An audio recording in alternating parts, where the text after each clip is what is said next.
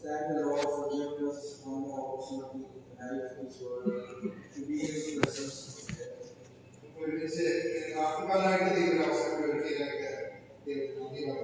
We always think what is the importance of prayer in our lives. And we all have witnessed what prayer has done in the life of many people.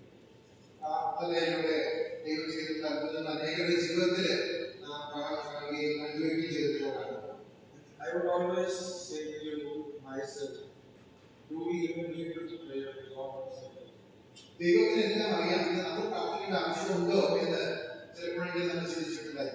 Yes, God is sovereign, but I always think, what is the need of my prayer in His will?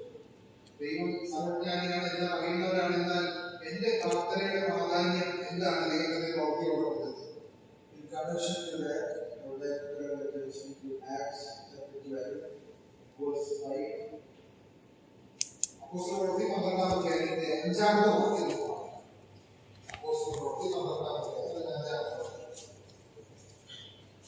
Peter was therefore kept in prison. A constant prayer was offered to God.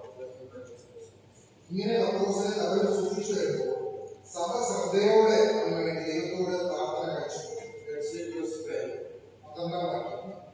And the last part, when many were gathered together to pray.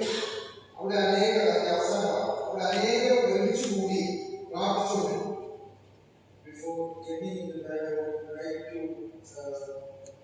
share with you the background of this passage. In verse 2, you can see James, the brother of John, is being killed by Herod.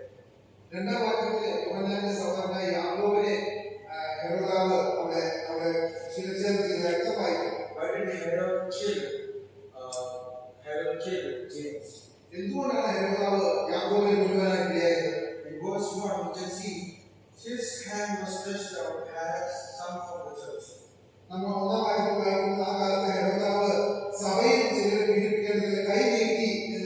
So basically, the persecution has been bigger, and the first martyr of this persecution is James.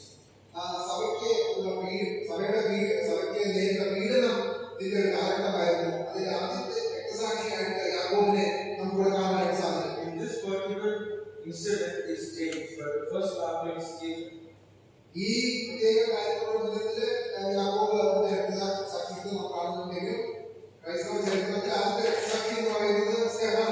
Coming back to the topic, we can see when Herod saw this, he saw that the Jews were very happy, and he wanted to please the Jews.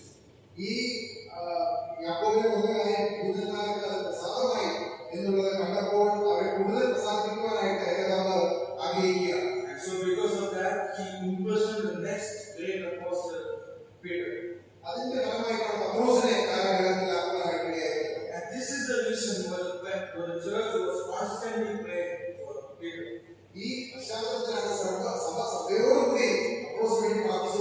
What happened?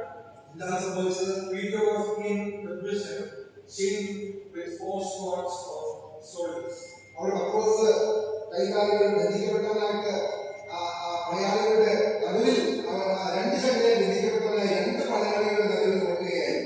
And in that moment, the church was praying. What was very impossible in that instance? There was a prison, there was 2 chains, there were guards. There was a king there.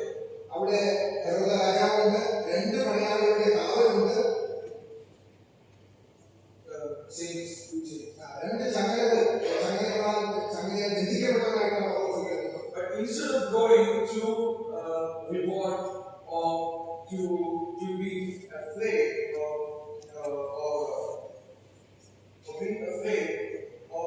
to rebel, they did not even arm you, but instead they prayed.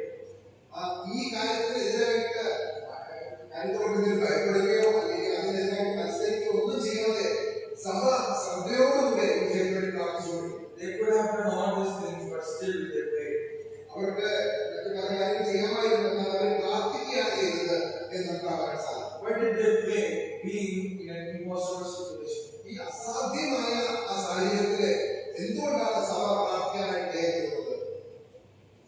because they knew God was sovereign.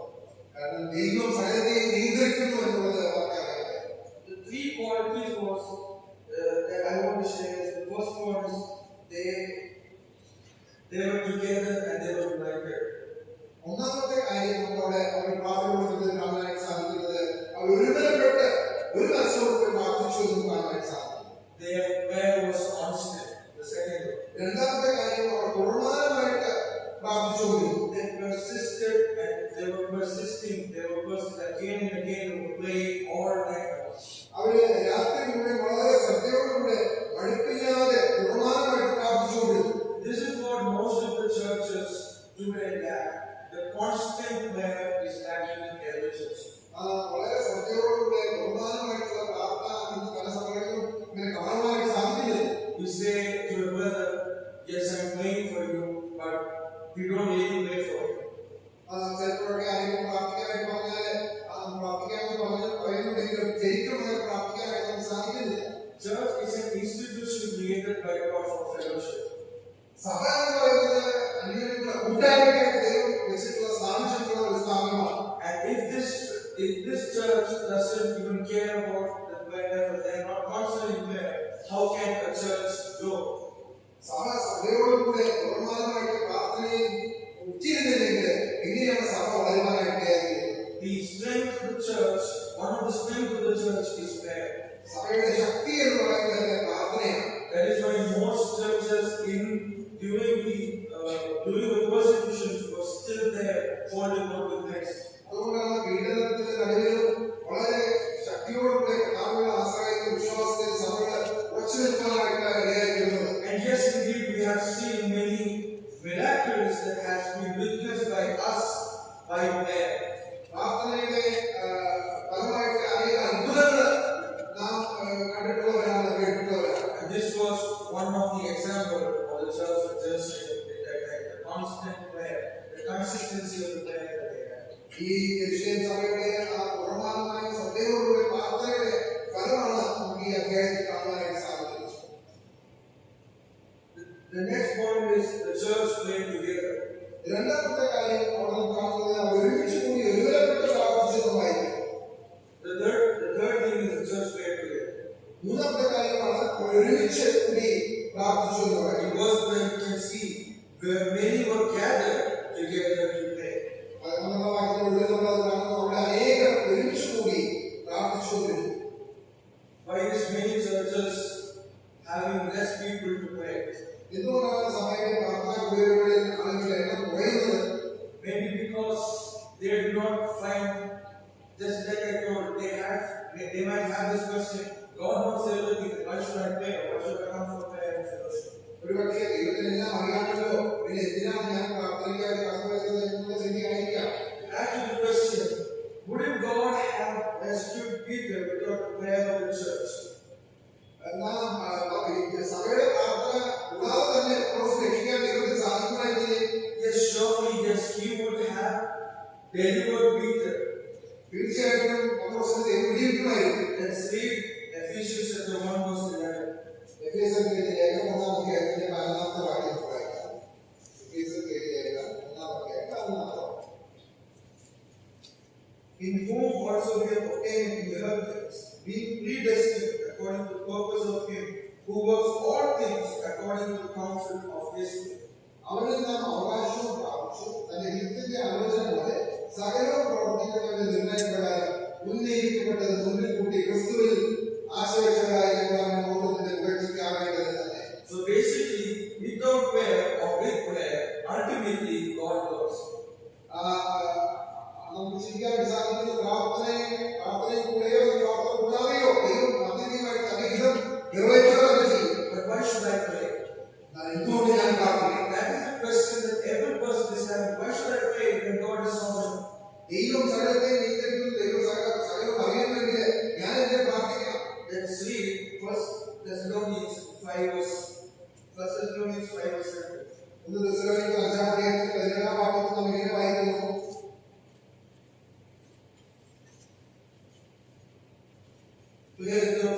ഇടപെടാതെ പ്രാർത്ഥിക്കാൻ എന്നോടാണ്. Why should I pray without ceasing? എന്തുകൊണ്ടാണ് ഇടപെടാതെ പ്രാർത്ഥിക്കാൻ പറഞ്ഞത്? Let's read one more verse.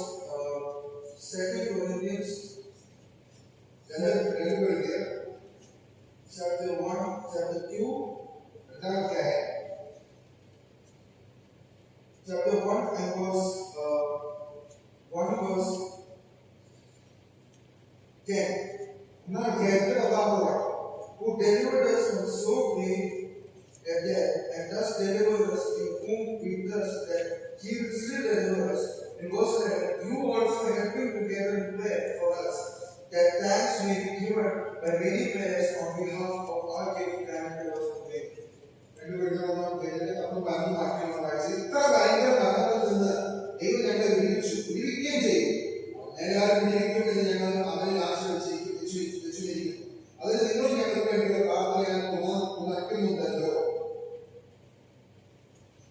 Here, what we can see is that prayer is not something that would help God,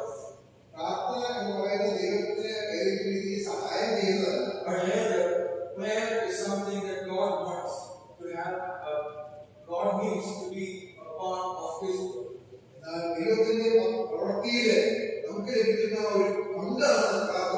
Basically, when God hears our prayers or answers our prayers, as a church, it strengthens us.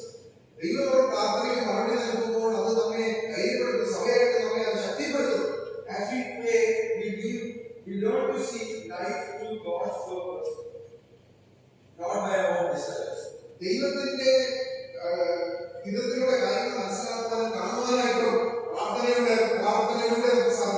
Today, we went to a camp, there we heard about God's will.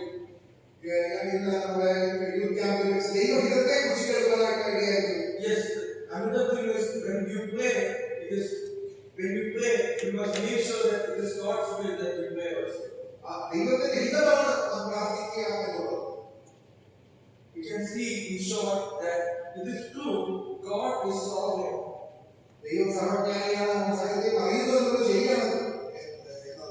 But God desires His power to be displayed through prayer.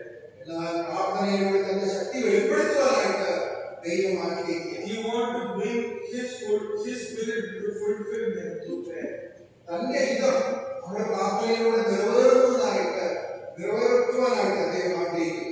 And overall, when you pray, God involves you in His work.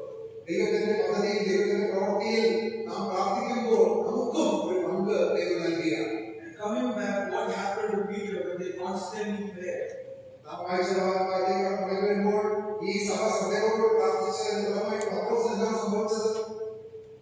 God delivered Peter. The church was able to see God's sovereignty and God's deliverance. The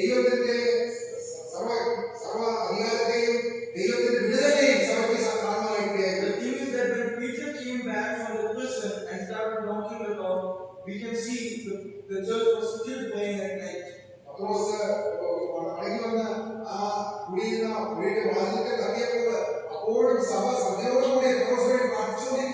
And that is how much prayer did an impact in the life of Peter.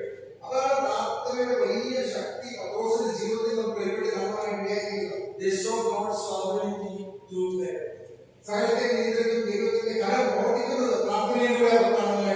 And God delivers Peter. And the church was strengthened.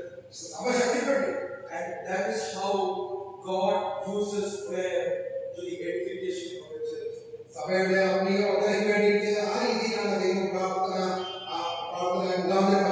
That is why we say, even though God is sovereign, God needs prayer to be a part of His work.